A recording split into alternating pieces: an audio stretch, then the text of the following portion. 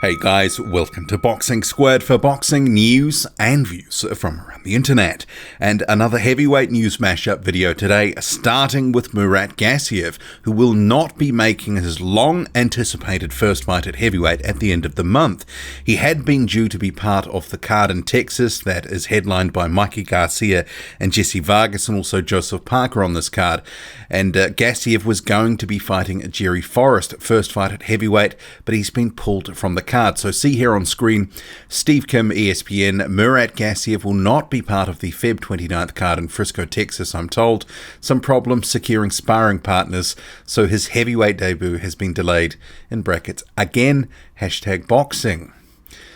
So this is not good news for Murat Gassiev and boxing fans alike.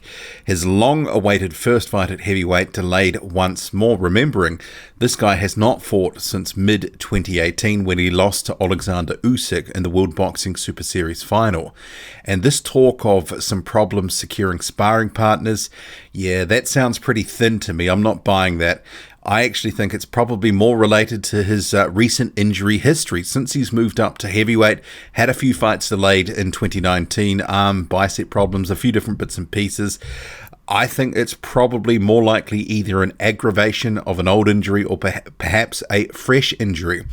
And I was actually just talking about Gassiev and Usyk just on my Patreon in my most recent video, saying that I'm starting to get the speed wobbles on these guys because of the injuries, and are they having trouble actually adapting to the heavyweight division? Because, you know, coming up in weight, and we're not talking huge amounts of weight, but these guys will want to be in good condition. And if they're going up 5 or 10 pounds and most of it's going to be muscle, maybe this is just putting too much of a strain on their system. But yeah, not good news at all, and I'm not really buying this whole sparring partners talk. I just think it's probably more likely, given his recent injury history, related to injury. What do you make of this? And Murat Gassiev, you know, what is going to happen with him and his career in the heavyweight division? And if it is an injury history, there starts to become a time where fighters will look at this guy and go, is he actually going to be food once he comes up? We'll see. Moving on, Eddie Hearn is saying that Tyson Fury and Deontay Wilder cannot call themselves the number one in the heavyweight division until they fought Anthony Joshua. So he says someone who has one belt can't say they're number one over someone who has 3 belts. There is no question in the world that Joshua has a better resume than those guys, particularly Deontay Wilder. He was number one, he lost the belts, he won them back, he's still the number one. I can see the argument that one of those guys might be the number one, but no one hand on heart can say they are the number one until they've met Joshua. That will establish who the number one is. We're ready to go after the Pulev fight with the winner of that fight. We know that they've got a rematch clause and maybe it can't be done, but we're ready to open negotiations straight after that fight if they want to. And then Eddie Hearn goes on to say what he thinks that Fury has to do to win that fight against Wilder. Fury's got to do what Fury does. He's got to be boring. He's got to make it horrible. He's got to jig around and do what he did against Klitschko, round by round, and bank the rounds. He's got to make it a bit of a chess match, a bit boring and frustrating, but it doesn't matter. Wilder's got to be more aggressive. He's got to come out and try and take his chances early. That's Eddie Hearn, Anthony Joshua's promoter. And there certainly is an argument among fans who the number one is right now. And if you were to poll 100 boxing fans, you're going to get an array of opinions about who the number one is and even who the number one would be after this fight. But in a sense, for the best of the generation conversation, they all need to fight each other. We just got to see those fights. Meanwhile, another contender who wants to be in the ring with either Wilder or Fury, Dillian Whyte, who is the current WBC mandatory challenger, second mandatory that is, and also the interim WBC champion, says that I just want to get hold of one of them and smash them to bits. That's it. And that's talking to Sky Sports. He says, Tyson Fury, hopefully he's in a better place, he's in better shape, mentally and physically. I'm hoping he does beat Deontay Wilder, but that doesn't guarantee me a fight. He said he would fight me 1 minute, and then the next he'll fight Derek Chisora. I just want to get hold of one of them and smash them to bits, that's it. I just want to take out years of frustration and anger on one of them. Any big guy can punch. If you stand there with your chin up and get clocked, you're going to go over. I can punch, I can box, and I'm not scared of him.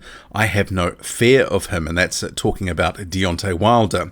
Everyone believes in this hype. I don't see him, though, as normal people see him. I just see him as a normal guy. The persona he tries to give off, he's not that kind of person.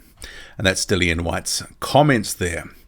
Moving on, Oscar Rivas is set to return on the Artur Beterbiev card on March 28 in Canada. That's in Quebec. So you can see here on screen, this is at a press conference for that event. Beterbiev will be facing his mandatory challenger, Minlong Fang. Also going to be on that card, as confirmed by Sam Jones, and you can see here on screen, he's with Guido Vianell, another top-rank fighter. So Oscar Rivas, having just joined Top Rank, he's going to be on this card, which is going to be a top-rank promoted or co-promoted card up in Canada, and you're going to have Vianell also featuring on that. So Vianell is one of a number of up-and-coming prospects with a bit of buzz behind him, so it'll be interesting to see him back in the ring and how his 2020 goes, because some big raps on him, decent amateur, maybe sort of the second tier of the guys that have a lot of hype, but we'll see how he goes in 2020. He could be in a good position to start making a move in the heavyweight division as a fringe contender at some point at the back end of next year, but he needs to start building his resume through this year. And back to Oscar Rivas, so this will be his first fight on his new top rank deal, just signed a week or so ago. It'll be interesting to see who they match him up against, because it's already past the midpoint in February, and this is going to be on March the 28th. So it would seemingly, given his last fight was back in July, and it's over 6 months since then, perhaps it will end up being just a tune-up of sorts. Hopefully they can get him someone who is at least durable, so he can go some rounds and hopefully be in a big fight in around the middle of the year, and potentially against one of his new top-rank stable mates.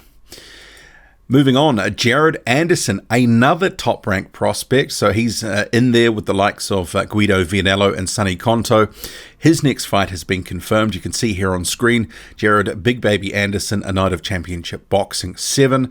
That is going to be on March the 13th. That's in Ohio. So he says Friday the 13th, it's a nightmare, Toledo. Stand up, and then a bunch of hashtags. And it's quite interesting. I was just thinking about this earlier today. You've got Jared Anderson, who calls himself Big Baby, and now you have Jarrell Miller, who's just signed with Top Rank, where Anderson is, who also calls himself Big Baby.